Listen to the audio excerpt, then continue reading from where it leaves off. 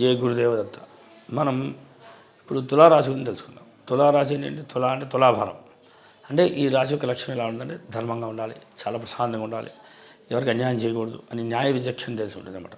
అంటే చాలా ధర్మవేత్తగా ఉంటాడు, అంటే ఒక జడ్జిలాగా అనమాట. అందరూ సరైన న్యాయం ఇవ్వాలి అనే ఆలోచనలో ఉంటాడు.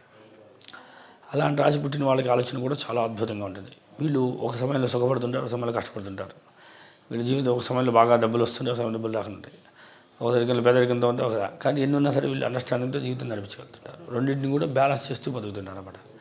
అంటే సుఖం వచ్చినా దుఃఖం వచ్చినా పెద్దగా వీళ్ళు దాన్ని కేర్ చేయకపోతేనే మంచిది. ఇందువల్ల అంటే కామన్ వాళ్ళకి ఎక్కువ సుఖ దుఃఖాలు అనేది కామన్గా ఉంటుంది. లాభ నష్టాలు కూడా సమానంగా ఉంటుంటాయి. చేసే పని అలా ధర్మంగా ఉంటుంది కనుక ఇదంతా తులాభారం. ఎప్పుడు క్షణం ఎక్కడ బరువు ఉంటుందో దాని ప్రభావం. అంటే పుణ్యం చేసిన గతంలో ఎక్కువ పుణ్యాన్ని పొందుతుంటారు, పాపం చేసిన ఎక్కువ పాప ప్రభావం పొందుతుంటారు. అది కర్మ బట్టి కూడా తులారాశిలో పడుతుంటారు. వీళ్ళకి ధర్మం అంటే వీళ్ళకి ఎలా క్లియర్ కనబడుతుంది. నేను చేసిన ధర్మం ఇప్పుడు పాపాన్ని అనుభవిస్తాం, బ్యాలెన్స్ అవుతుంది. అందుకే వీరి నిరంతరం కూడా వీరికి యోగదాయకంగా ఉన్న జాతకరీత్యా మంచి యోగదాయకంగా ఉన్న ఇది గోచారం చెప్తాం కనుక మనం గోచారంలో జరిగేటువంటి రాశిలో ఈ యొక్క నెల ఎలా ఉంటుంది, ఈ యొక్క తులారాశి వారికి ఎలా ఉంటుందో తెలుసుకుందాం. తులారాశి వారికి జన్మ వృత్తాంతం చాలా బాగుంటుంది. మంచి దిట్టంగా బలంగా కూడా ఉంటుంటారు. తులారాశి వారికి ఆలోచన బాగుంటుంది.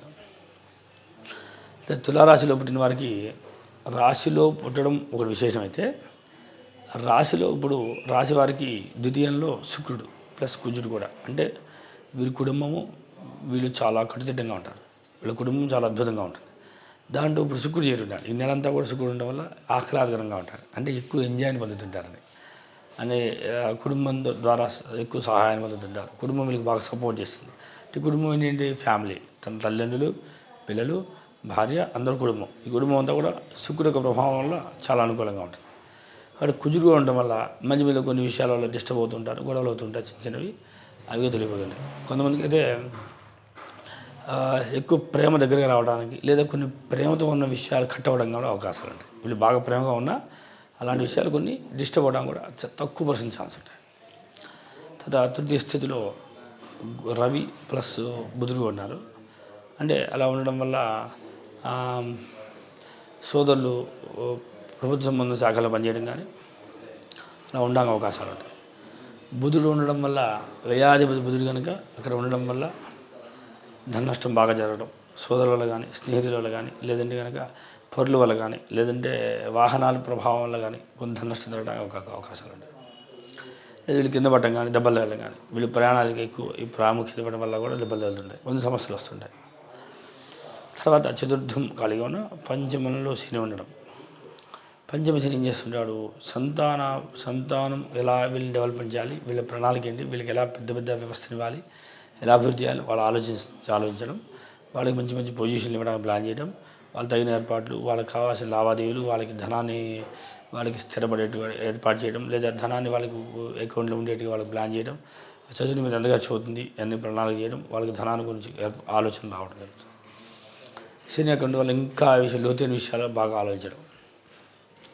ఇది పురావస్తు శాఖ. అంటే మనం ఎలా అనుకోవాలంటే వీళ్ళ ఇళ్లలో చాలా పాత వస్తువులు ఈ సమయంలో రావడం, పాత వస్తువులు అది ఇప్పుడు చిన్నటివి అదే తాత ముత్తాదులు ఆస్తులు అలా కలిసి రావడం కానీ అలా పురావస్తు శాఖ అంటాం కదా. మనం వీళ్ళకి నిధులు నిక్షేపాలు అలాంటివి కనబడటం కానీ దానికి సంబంధించినటువంటి కనెక్షన్తో మీకు ఉండడం కానీ లేదా దాని గురించి వెతకడం కానీ భూమి తవ్వకాలు కానీ ఓకేనా తవ్వకాలు కానీ కొన్ని రహస్యమైన విషయాలు తెలుసుకోవడం కానీ రహస్యమైన ప్లేస్కి వెళ్ళడం కానీ ఆ తర్వాత విహారయాత్రకి వెళ్ళడం కానీ నిర్జన ప్రదేశాలకు ఎవరు లేని ప్రదేశాలు వెళ్ళడం కానీ లేదా చాలా పేదరికంతో వాళ్ళకి వెళ్ళి వాళ్ళకి సహాయం చేయడం కానీ ఇవన్నీ కూడా ఈ కుంభంలో ఉన్న శని ప్రభావాలు జరుగుతుంటాయి.